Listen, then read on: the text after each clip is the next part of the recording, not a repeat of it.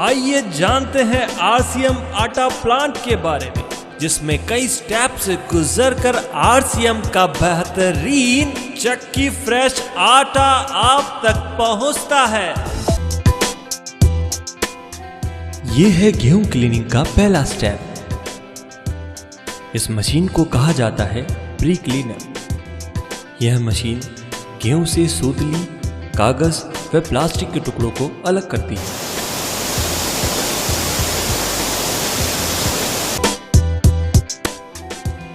गेहूं क्लीनिंग का दूसरा स्टेप। इस मशीन को कहा जाता है डीस्टोनर फर्स्ट। ये मशीन गेहूं से डंठल व कंकर को साफ करती है।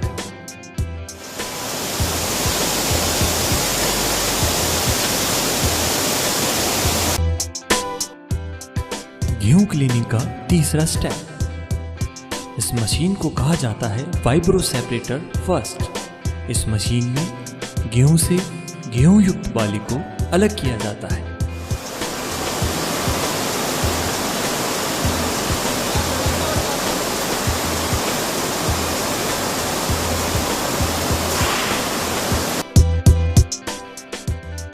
यह है गेहूं क्लीनिंग का चौथा स्टेप। इस मशीन को कहा जाता है डीस्टोनर सेकंड। यह मशीन पूर्व 3 मशीनों की प्रक्रिया के दौरान रह गए कंकर को गेहूं से अलग करती है।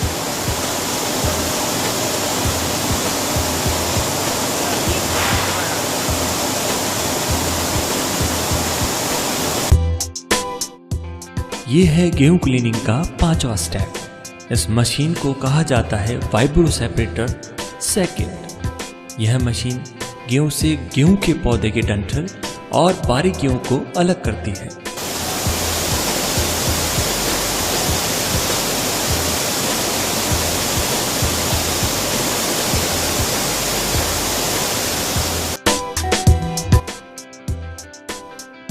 यह है गेहूं क्लीनिंग का 6वां स्टेप।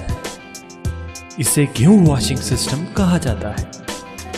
इस सिस्टम में गेहूं को साफ पानी से धोया जाता है और 10 से 12 घंटे का रेस्ट दिया जाता है।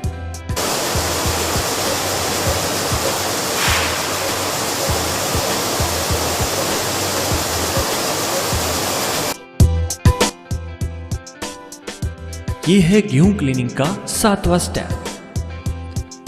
इस मशीन को कहा जाता है एमरी रोलर मशीन। इस मशीन में गेहूं के धोने के बाद भी यदि कोई अपशिष्ट पदार्थ गेहूं की सतह पर चिपका रह गया हो तो उसे एमरी रोलर की रगड़ से साफ किया जाता है।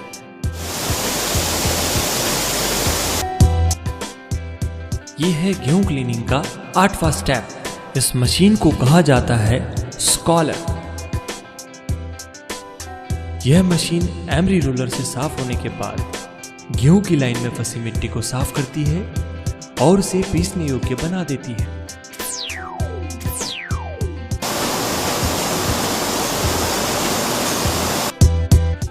यह है गेहूं क्लीनिंग का 9वां स्टेप। इस मशीन को कहा जाता है जेट फिल्टर।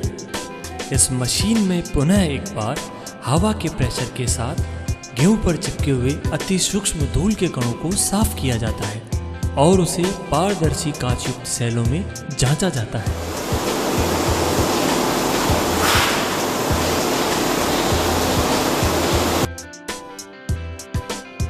10वां स्टेप।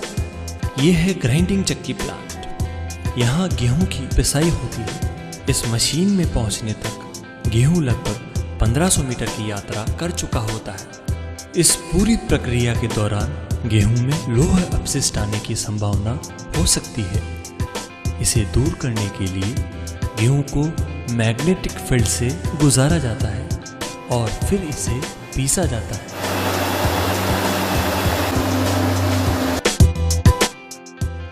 11वां स्टेप। इस मशीन को कहा जाता है प्लान शिफ्टर। इस मशीन में ग्राइंडिंग से प्राप्त आटे को छाना जाता है।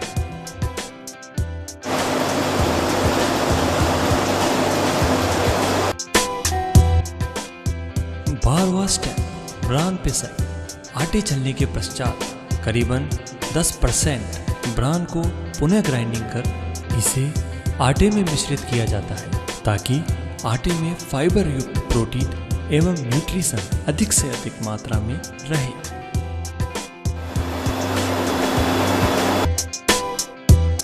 13वां step, cooling system.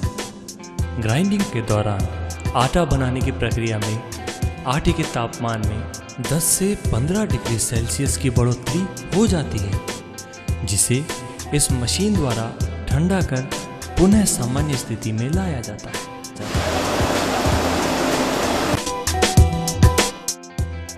14वां step, cooling system के बाद आटे को स्टोरेज सेलों में 12 से 15 घंटे तक रखा जाता है।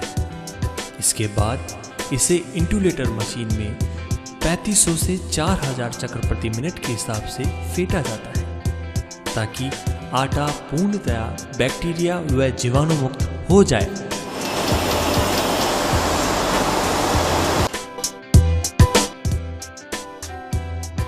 Packing system. यह मशीन पूर्णतया ऑटोमेटिक है। इस मशीन में इंटुलेटर से प्राप्त आटे को हाइजीनिक रूप से पाउच में पैक किया जाता है।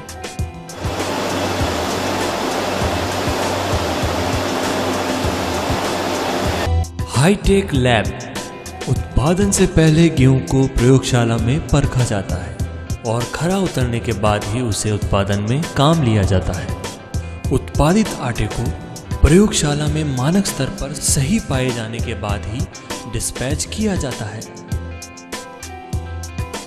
तो खाएं RCM चक्की फ्रेश आटा और रहें बिल्कुल स्वस्थ।